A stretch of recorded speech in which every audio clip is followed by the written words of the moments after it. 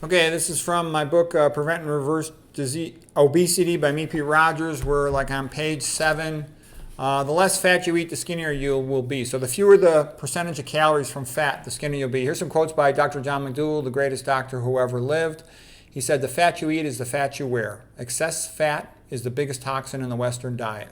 Fat is so easily absorbed across the gut and placed into the fat tissues of our body that if you do a biopsy of it, it'll match the percentage of fat you just ate in your meal. It doesn't get changed much before it's absorbed into the body. Fat is stored dry. That's why you can store tons of fat in your body. Carbohydrate, like glycogen, is stored wet with a couple molecules of glucose attached to it. So you can only store about a day's worth of glycogen in your liver to maintain your blood glucose level. Your muscle also stores some for exercise, but you can store about 60 days or more of fat in your fat tissue. The higher the percentage of calories from fat, the fatter the population. The body wants to burn starch for energy. Protein is for structural stuff, building stuff. Fats for storage, okay? You shouldn't eat that much protein because excess protein makes people sick.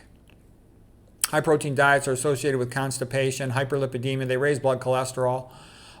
This also raises the question, what foods are lowest in fat? So the lowest fat starches, it's pretty obvious. Things like white rice has 1% of calories from fat. Same thing with potatoes, sweet potatoes. Fruits, most fruits are low in fat. Another trick is you don't want to drink your calories. So don't be, if you're trying to lose weight, guzzling down your calories, that makes it harder to lose weight because you can guzzle down tons of calories really fast, especially with some type of sweetened drink. Some fruits should be avoided if they're high in fat. You don't want to eat avocados. Avocados are the worst. Never eat avocados.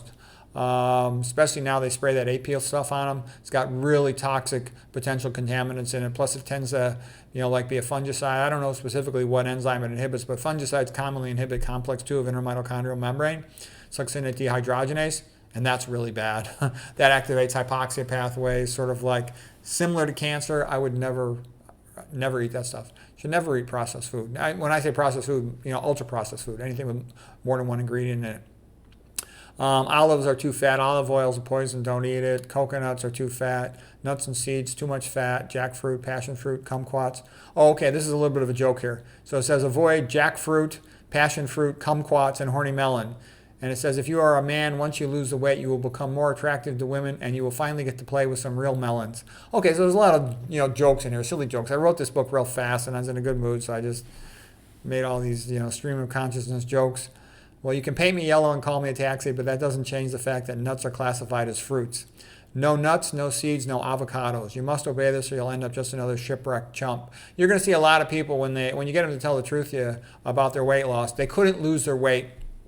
A lot of people write that to me that they were so glad I told them to stop with the nuts and the seeds because once they did that, they were able to lose their weight. They couldn't do it before then, and their blood pressures improved as well. Don't pay attention to all the people on the internet telling you that nuts and seeds are health foods. There's nothing magic about the fat in nuts and seeds. You shouldn't be eating that stuff. They also got, more glycation end products in them. You don't want that stuff. Okay, and then you want to eat organic only because they spray, a lot of this subsidized food, I think, is to sterilize the proles, Look at the soy sprayed with glyphosate. Soy is bad for your endocrine system. Glyphosate's also an estrogenic chemical. It damages your mitochondria. Atrazine sprayed on the corn is another mitochondria inhibitor. Complex 3, estrogenic chemical, feminizing chemical. Your tap water is full of estrogenic chemicals. Your fluoride is toxic to your gut, toxic to your mitochondria. Aluminum is also toxic to your gut, your mitochondria, and your pancreas. Okay. Estrogenic chemicals are obesogen. Estrogen is a fat storage hormone. Okay, a little bit about the shipwrecked. Because I said shipwrecked chumps who eat all these high-fat foods. And so here's a beautiful painting by Claude Vernet, 1773, The Shipwreck. A couple quotes real quick here from this author, Jose Ortega Gasset. He said, "To live is to feel oneself lost. He who accepts this has already begun to find himself to be on firm ground. Instinctively, as do the shipwrecked, he will look around for something to cling to, and that tragic glance is sincere because it is a question of his salvation. It will cause him to bring order into the chaos of his life. These are the only genuine ideas, the ideas of the shipwrecked. All the rest is rhetoric, posturing, and farce." Yeah, when you realize you're screwed.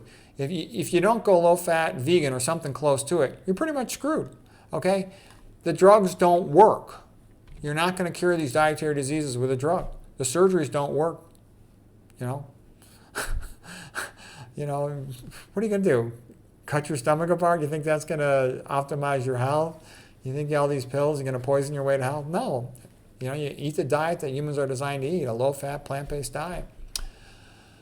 Okay, then here's another joke. This is Pygmalion and Galatea. So Pygmalion was the Greek sculptor, and he made a beautiful lady statue, and he fell in love with her, and then he sort of prayed to the gods that she would come alive. And this picture is, there's Cupid, with the arrow of love. In real life, you teach her to lose weight, she gets all skinny, and then she thinks she's too good for you. Okay, so this is by Jean-Léon Geron. Pygmalion was a sculptor, and he fell in love with a statue of a woman. He named her Galatea. In real life, that's like me coaching fat chicks on how to become skinny. As they become skinnier, they get prettier and prettier.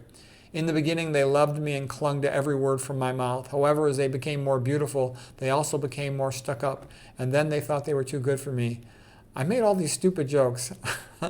I almost can't even read them. They sounded funny when I was writing them. Now they almost sound silly.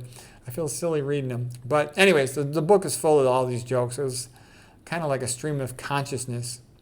And then, all right, so I got all kinds of jokes about how I don't like to coach fat women anymore, because if you tell them straight out and you're blunt, they think you're mean and cruel and they get mad.